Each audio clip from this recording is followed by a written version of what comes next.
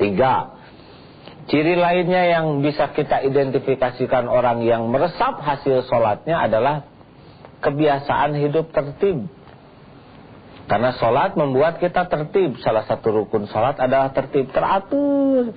Cara nyimpen barang di rumah juga menunjukkan kualitas sholat. Sholat itu sosab turapih, bahu bersentuh atau kaki bersentuh. Karena yang lebih penting dari itu bagaimana seseorang itu bisa berhasil kalau tertib.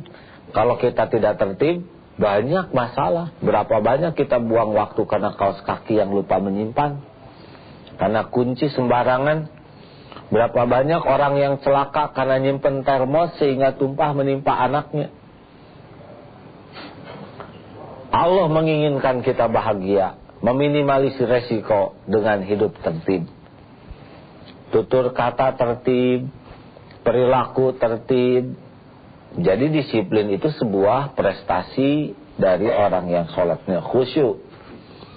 Ciri lainnya orang yang sholatnya khusyuk adalah kemampuan untuk tumanina. Jadi dalam mengerjakan apapun hadir. Dia pulang dari kantor dengan anak, hadir bersama anaknya. Ciuman kepada anak, hadir dengan hatinya. Membelai anak, hadir. Jangan sampai tubuh bersama anak, pikiran hati dengan kantor. Sholat mengajarkan hadir.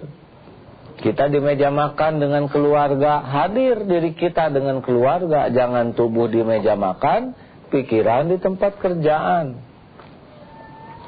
Orang-orang yang khusyuk dalam sholatnya, satu belayan suami ke istri bisa menembus hati istrinya, sebab belayannya itu hadir. Maka tidak usah heran orang-orang yang sholatnya khusyuk, walaupun banyak pekerjaan yang dilakukannya, dia bisa berprestasi karena hadir. Yang jadi masalah kan kita sering tidak hadir. Fisik dengan pikiran tidak bersama-sama. Ciri lainnya orang yang sholatnya khusyuk adalah tawadu, rendah hati. Karena kening sama rendahnya dengan telapak kaki. Jadi kalau ada orang sombong, petantang, petenteng, ini boleh diartikan sholatnya belum baik. Seharusnya makin bagus sholat, makin merunduk, makin rendah hati.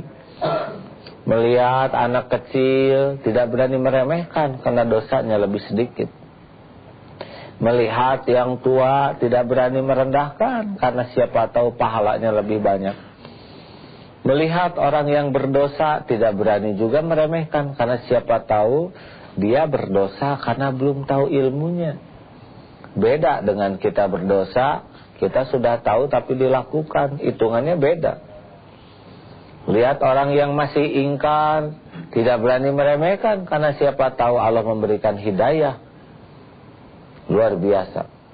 Dan ciri lainnya orang yang sholatnya khusyuk adalah mengucapkan salam, assalamualaikum, ke kanan, ke kiri. Itu merupakan doa dan jaminan.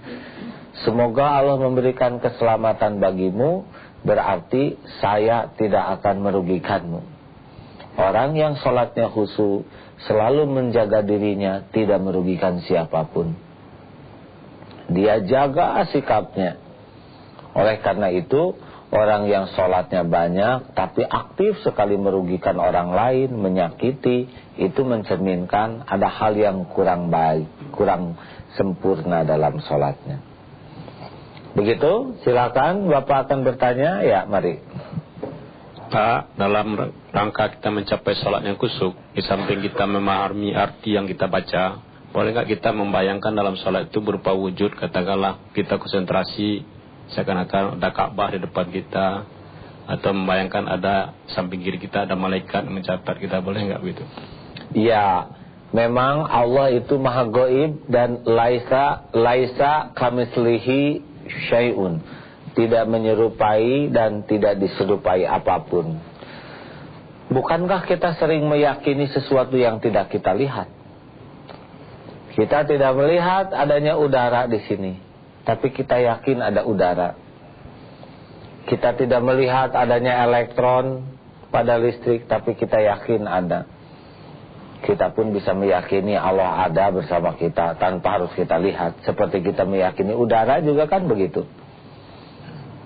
Allah tidak menyerupai apapun dan tidak diserupai apapun. Katakan saja Allah sedang menatapku, Allah maha mendengarkan, Allah maha menyaksikan, karena dialah yang menggenggam segala-gala. Itu bisa jadi lebih aman.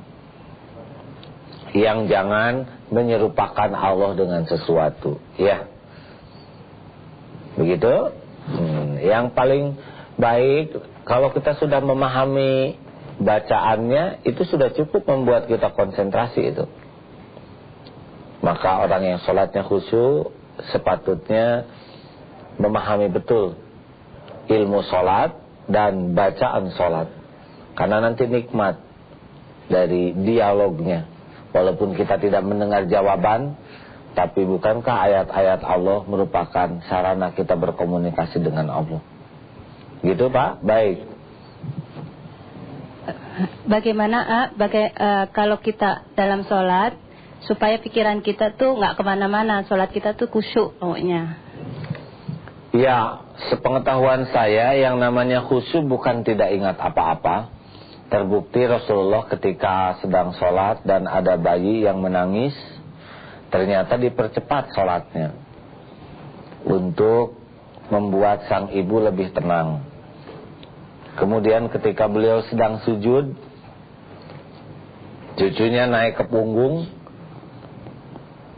Rasulullah memperpanjang sujudnya. Salat khusyuk adalah upaya terus-menerus agar kita bisa berkomunikasi dengan Allah. Salat khusyuk bukan berarti tidak ingat apa-apa. Kita bahkan boleh tahu kalau di depan kita, atau kalau ada paku, ada kotoran, ada ular. Yang penting adalah bagaimana seperti burung terbang, tangkap.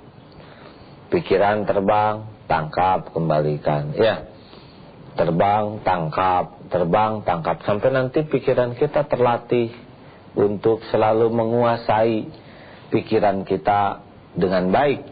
Dan ini akan berdampak dalam kehidupan kita, karena kita sering terjebak oleh pikiran yang tidak terkendali, mendramatisir masalah. Kalau ada apa-apa terbang, ibu cemburu ke suami, terbang pikiran, menerawang, mengada-ada, akhirnya kita sengsara. Salat sebetulnya adalah bagian dari melatih supaya pikiran kita terkendali dengan baik. Karena kebanyakan orang sengsara itu bukan karena masalahnya, tapi karena tidak terampil mengendalikan pikiran dan hati.